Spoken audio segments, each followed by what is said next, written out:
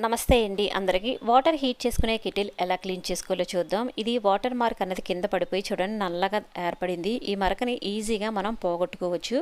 ఎలా పోగొట్టుకోవాలో వీడియోలో చూద్దాం. అంతకంటే ముందు కింద భాగంలో ఎలక్ట్రిక్ సర్క్యూట్ ఒకటి ఉంటుందండి మనకి. ఇక్కడ వాటర్ పోకుండా చూసుకోవాలి. ఇలాంటి మూత ఏదైనా తీసుకుని పెట్టుకోవాలి. అది లూజ్గా ఉండేటట్టే చూసుకోండి. టైట్ది పెడితే ఇరుక్కుపోయి మళ్ళీ రాదు, అనవసరంగా పాడైపోద్ది అన్నమాట కెటిల్ అన్నది. వెనిగర్ కొంచెం వేసుకోవాలి, అలానే బేకింగ్ సోడా కూడా వేసుకోవాలండి. రెండు వేసుకున్న తర్వాత ఒక 5 గంటల పాటు నానబెట్టుకోవాలి, మనం పక్కన పెట్టుకోవాలి. ఇలా రెండు కలిసేటట్టుగా కలుపుకుని మనం పక్కన పెట్టేయాలండి ఒక 5 అవర్స్ పాటు మాత్రం. ఎందుకంటే కింద మనకి నల్లటి మరక ఉంది కదా, అది పోవాలి కనుక.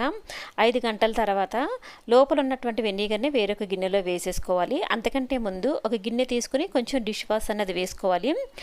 ఏదైనా ఇంట్లో నిమ్మకాయ వడలిపోయిన ఉన్నట్లయితే అది తీసుకుని ఇలా రసం పిండుకోవాలండి. లేదు అంటే మంచి నిమ్మకాయ అయినా సరే పిండుకోవచ్చు.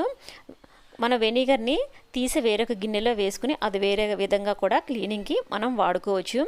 వెనిగర్ స్మెల్ చాలామందికి పడదండి. అందువల్ల డిష్ వాష్ అలానే నిమ్మరసం పిండుకున్నాం కదా, ఈ మిశ్రమంతో క్లీన్ చేసుకున్నట్టయితే స్మెల్ ఏమీ రాకుండా ఉంటుందండి. ఇలా మొత్తం అంతా కూడా ఒకసారి స్క్రబ్ చేసుకోవాలి. ఒక స్టీల్ స్క్రబ్బర్ తీసుకుని ఇలా స్క్రబ్ చేయాలండి. అంత ఈజీగా అయితే ఈ మరక పోదు, కొంచెం టైం పడుతుందన్నమాట. ఇలా శుభ్రంగా మనం క్లీన్ చేసుకున్న తర్వాత ఒకసారి చూపిస్తున్నాను చూడండి. లోపల ఉన్నటువంటి మరక మొత్తం కూడా మనకి క్లీన్ అయిపోయింది. కాస్త గట్టిగానే మనం స్క్రబ్ చేయాలండి. ఒకసారి మొత్తం చూపిస్తున్నాను చూడండి. నల్లటి మరక మొత్తం కూడా పోయింది. ఇలా లోపల బయట మొత్తం స్క్రబ్ చేసుకున్న తర్వాత మనం నీట్గా వాడుకున్నట్లయితే ఇంకా మరక పడకుండా ఉంటుందండి. ఎప్పుడు మనం వాటర్ పెట్టుకున్నా కొంచెం ఫుల్గా పెట్టుకోవాలి. తక్కువలో పెట్టినట్లయితే ఇలా మరక ఏర్పడిపోతుంది.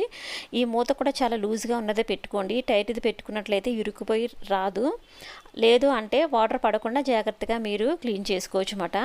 అది పెట్టాలనేం లేదండి. పెట్టినట్లయితే లూజ్ పెట్టుకునే ఆ క్యాప్ అన్నది మనం క్లీన్ చేసుకోవాలి. లేదు అంటే వాటర్ పడకుండా క్లీన్ చేసుకోవాలి. ఇలా లోపల మొత్తం స్క్రబ్ చేసుకున్న తర్వాత క్లీన్ చేసుకున్నట్లయితే మనం చక్కగా వాడుకోవచ్చు. ఎప్పుడు మనం ఈ కెటిల్ క్లీన్ చేసుకోవాలన్నా కూడా వాటర్ పెట్టిన తర్వాత వెంటనే కొంచెం క్లీన్ చేసుకున్నట్లయితే మరక ఏర్పడకుండా ఉంటుందన్నమాట. కొత్త దానిలా ఉంటుంది. మనం తోమకుండా ఎక్కువ రోజులు అలా పెట్టేస్తే వాటర్ మార్క్ పడిపోతుందండి. ఒకసారి ఇలా శుభ్రంగా క్లీన్ చేసుకున్నాం కదా, నెక్స్ట్ టైం నుంచి ఎప్పటికప్పుడు క్లీన్ చేసుకున్నట్లయితే ఈ మరక పడకుండా ఉంటుంది. చూడండి నల్లటి మరక మొత్తం అంతా కూడా పోయిందన్నమాట. కొంచెం మరక పోవడానికి టైం పడుతుందండి. మెల్లిగా స్క్రబ్ చేసుకుంటే పోతుంది. Thank you for watching.